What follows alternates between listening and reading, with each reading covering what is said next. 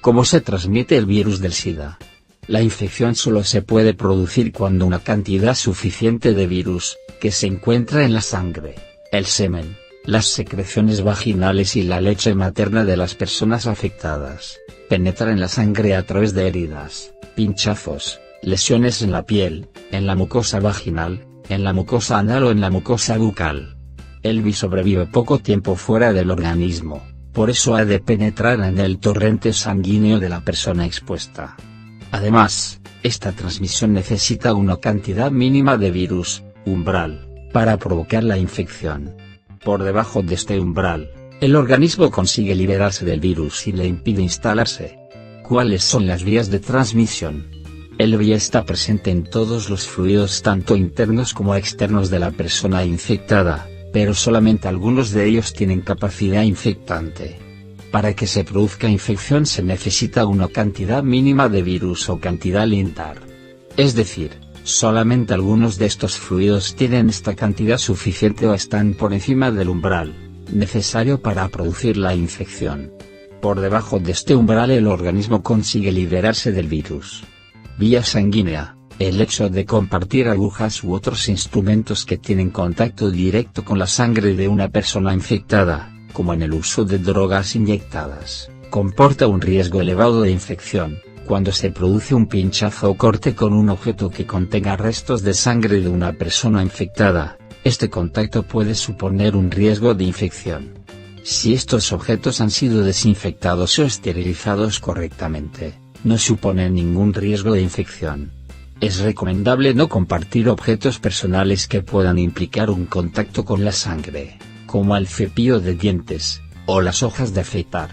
Todas las donaciones de sangre en los países desarrollados son objeto de control sanitario y, por tanto, el riesgo de infección en una transfusión es ya prácticamente inexistente. Las donaciones de órganos en el caso de los trasplantes y de esperma en el de la inseminación artificial, también son controlados actualmente. Vía sexual. El semen y los fluidos vaginales son otros fluidos que transmiten la infección por el VIH. De las diferentes formas de relación sexual, no todas tienen el mismo riesgo. La penetración anal o vaginal sin preservativo comporta un riesgo elevado de infección, tanto para quien realiza la penetración como para quien es penetrado. La marcha atrás no evita el riesgo de infección ya que este se puede producir durante la penetración mediante las pequeñas heridas que puede comportar. En las relaciones orales con los órganos genitales el riesgo de infección existe si se mantiene en la boca o se traga semen o flujo vaginal, ya que si se tienen heridas en la mucosa de la boca o la faringe se puede producir una infección. Se ha de tener en cuenta que en la faringe, la garganta, hay una gran presencia de linfocitos, y es fácil que se produzca una infección. El riesgo real es principalmente para las personas que realizan las prácticas, los que realizan la felación o el cunnilingus. Otras prácticas sexuales, besos, masturbación mutua, caricias, no tienen riesgo de infección.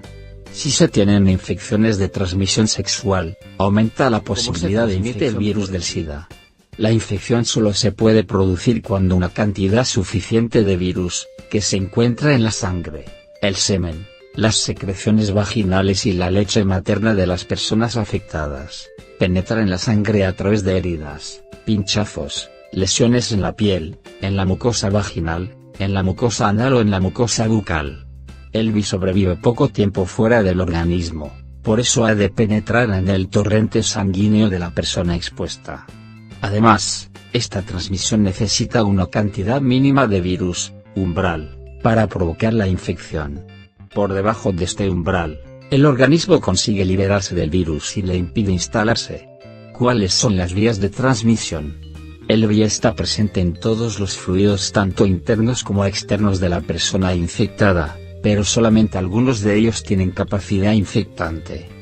Para que se produzca infección se necesita una cantidad mínima de virus o cantidad limitar.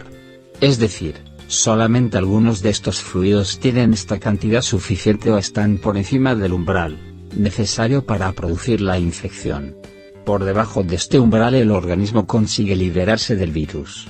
Vía sanguínea. El hecho de compartir agujas u otros instrumentos que tienen contacto directo con la sangre de una persona infectada, como en el uso de drogas inyectadas, comporta un riesgo elevado de infección. Cuando se produce un pinchazo o corte con un objeto que contenga restos de sangre de una persona infectada, este contacto puede suponer un riesgo de infección. Si estos objetos han sido desinfectados o esterilizados correctamente, no suponen ningún riesgo de infección. Es recomendable no compartir objetos personales que puedan implicar un contacto con la sangre, como el cepillo de dientes, o las hojas de afeitar. Todas las donaciones de sangre en los países desarrollados son objeto de control sanitario y, por tanto, el riesgo de infección en una transfusión es ya prácticamente inexistente. Las donaciones de órganos en el caso de los trasplantes y de esperma en el de la inseminación artificial, también son controlados actualmente. Vía sexual, el semen y los fluidos vaginales son otros fluidos que transmiten la infección por el VIH. De las diferentes formas de relación sexual, no todas tienen el mismo riesgo. La penetración anal o vaginal sin preservativo comporta un riesgo elevado de infección, tanto para quien realiza la penetración como para quien es penetrado. La marcha atrás no evita el riesgo de infección ya que este se puede producir durante la penetración mediante las pequeñas heridas que puede comportar. En las relaciones orales con los órganos genitales el riesgo de infección existe si se mantiene en la boca o se traga semen o flujo vaginal, ya que si se tienen heridas en la mucosa de la boca o la faringe se puede producir una infección. Se ha de tener en cuenta que en la faringe, la garganta, hay una gran presencia de linfocitos, y es fácil que se produzca una infección. El riesgo real es principalmente para las personas que realizan las prácticas, los que realizan la felación o el cunnilingus. Otras prácticas sexuales, besos, masturbación mutua, caricias, no tienen riesgo de infección. Si se tienen infecciones de transmisión sexual, aumenta la posibilidad de infección por el VIH.